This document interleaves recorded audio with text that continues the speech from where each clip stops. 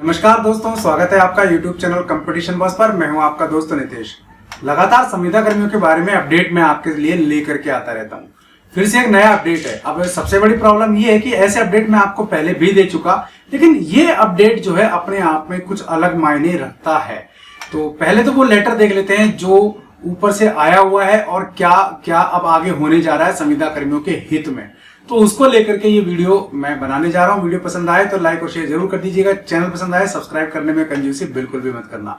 चलिए एक बार देख लेते हैं कि ये नया जो आदेश है, नया जो लेटर है, वो संविदा कर्मियों के विषय में किस प्रकार की बात कर रहा है। देखिए, ये लेटर है राजस्थान सरकार की ओर से जारी और राष्ट्रीय स्वास्थ्य मिशन यानी कि NHM कार्मिकों के बारे में 17/5 का ये लेटर है, लेकिन टाइम कम मिलने के कारण मैं आज इस वीडियो को बना रहा हूँ।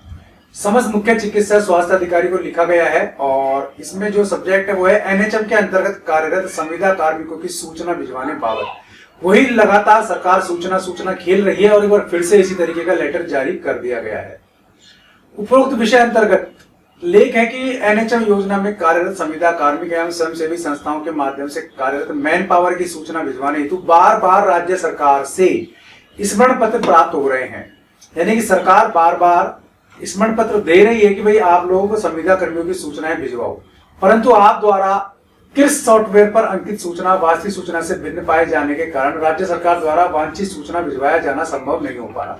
यानी कि जो किस सॉफ्टवेयर में सूचना भेजी गई थी वो कहीं ना कहीं गड़बड़ है, इससे ये बात जाहिर हो रही है और उस सूचना से जो वांछित सूचना है वो मेल नहीं कर पा रही है। ठीक है, अब आगे क्या है कि प्राप्त निर्देश अनुसार पत्र के साथ साथ संलग्न प्रपत्र यानी कि संविदा कार्मिक और 2 में क्या है स्वयंसेवी संस्था कार्मिक, 2 प्रपत्र भिजवाए गए हैं।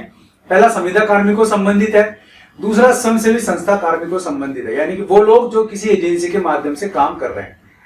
में वर्णित कॉलमों में सूचना अंकित कर संपूर्ण सूचना का अपने कार्यालय में उपलब्ध रिकॉर्ड से मिलान करते हुए, यानी कि सूचना बनानी है फिर उसका जो कार्यालय में रिकॉर्ड उपलब्ध है उससे मिलान करना है। तो ये जो काम है ये संस्थापन वालों का है, संस्थापन शाखा का है। अगर वो सहयोग नहीं करती है तो मेरे ख्याल से ऊपर से सीधा डायरेक्ट उन लोगों पर एक्शन लेना चाहिए।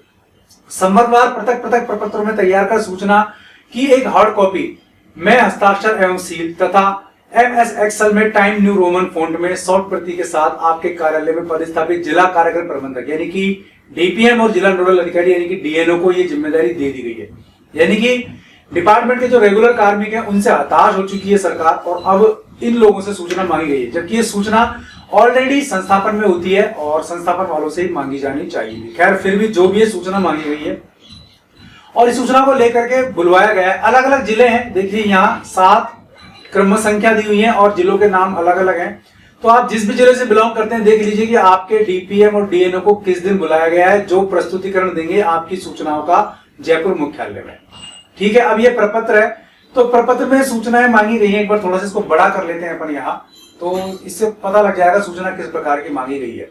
तो देखिए यहाँ आपका नेम मांगा गया है, फादर्स नेम मांगा गया है, डेट ऑफ बर्थ मांगी गई है, इसके अलावा कॉन्ट्रेक्चुअल आपकी पोस्ट के बारे में डिटेल मांगी गई है। फिर आपका पोस्टिंग ऑर्डर नंबर और date and name of issuing authority, किस अथॉरिटी ने आपका पोस्टिंग वगैरह का ऑर्डर इशू किया उसके बारे में जानकारी है।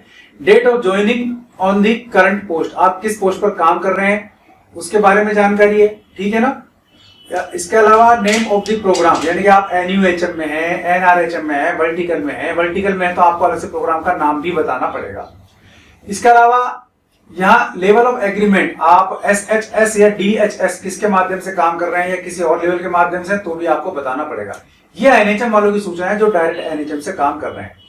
नेम ऑफ ऑफिस इंस्टीट्यूट, कहाँ आप काम कर रहे हैं, ब्लॉक कौन सा है आपका, पोस्टिंग लोकेशन कौन सी आपकी, TSP है कि नॉन TSP है, सिलेक्शन कैटेगरी पूछी आपकी general, SC ST OBC EWS ये मांगी है। तो इसमें ये ध्यान रखना है कि आप जिस कैटेगरी से बिलोंग कर रहे हैं वो कैटेगरी नहीं लिखनी है, जिस कैटेगरी में आपका सिलेक्शन हुआ है वो कैटेगरी लिखनी है आपको। ठीक है, फिर इसके अलावा आप फिजिकली हैंडीकैप्ड है या सत्पान हो, ये जानकारी दी गई है। इसी प्रकार ये काफी सारे मोड ऑफ सिलेक्शन पूछा है आपसे कि पब्लिक एडवर्टाइजमेंट के थ्रू आप सेलेक्ट हुए थे या फिर डायरेक्ट इंटरव्यू के थ्रू सेलेक्ट हुए थे, आपका रिटन एग्जाम हुआ था या आप सीधे इंटरव्यू के थ्रू सेलेक्ट हुए थे। ये सब चीजें आपसे पूछी गई हैं इन कॉलम्स में, ये आपको बताना है।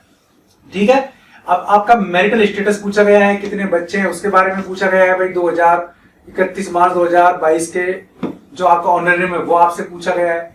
पोस्टिंग ज्वाइनिंग आपकी पूछी गई है कि भाई आपकी पोस्टिंग या ज्वाइनिंग के टाइम क्या आपका ऑनरेरियम था, आपको क्या सैलरी मिलती थी, ठीक है। और इसके अलावा आपके रेशनलाइजेशन के बारे में पूछा गया है, हुआ है कि नहीं हुआ है तो कितनी बार हुआ है। ये आपके बच्चों की डिटेल पूछी गई है। और 1 जनवरी 1/6/2002 से पहले या बाद में क्या स्थिति थी उसके बारे में पूछी गई है। तो कुल मिला के ये 26 बिंदुओं की सूचना आपसे मांगी गई है। इसी प्रकार जो एजेंसी के थ्रू लगे हुए हैं उनसे भी इसी प्रकार की सूचनाएं सरकार ने मांगी है। और नीचे आप देखिए यहाँ chief medical and health officer यानी कि आपका सीएमएचओ साइन करेगा और यहाँ आपके डीपीएम साइन करेगा। तो इन दोनों पोस्ट पर आपके साइन होंगे, ये आपका डीएनओ के साइन भी यहाँ होंगे। सूचना जो आपसे मांगी गई है इस पर इन तीनों के साइन होने हैं। तो ये सबसे बड़ा इशू ये है समझने का कि ये जो सूचनाएं हैं ये निचले लेवल से मांगी जा रही हैं, जबकि पोस्टिंग वगैरह का सारा काम ऊपर के लेवल पर होता है। निचले लेवल पर स्थिति ये है कि रिकॉर्ड संस्थापन शाखा रखती है, लेकिन संस्थापन शाखा बार बार हाथ खड़े कर देती है। तो ऐसी स्थिति में एनएचएम वाले कार्मिक है वो आखिर क्या करें। और सरकार ने डिटेल मांगी है क्योंकि सरकार तो चाहती है कि इनके साथ कुछ अच्छा किया जाए, परमानेंट किया जाए। यार कोई बात नहीं, फिलहाल सूचनाएं मांगी गई है, सूचनाएं भिजवानी पड़ेगी। इसमें सभी भाई बहनों से यही रिक्वेस्ट है कि भाई वो अपने स्तर पर एक्टिव होकर के जो भी ऊपर बंदा पॉजिटिव बैठा है उसको सपोर्ट करते हुए और इन सूचनाओं को भिजवाएं, क्योंकि होना है जो तो विधाता या विधि के हाथ में, फिर भी काफी कुछ नीचे भी हाथ में रहता है। तो अपनी तरफ से प्रयास और प्रोसेस पूरा कर देना चाहिए।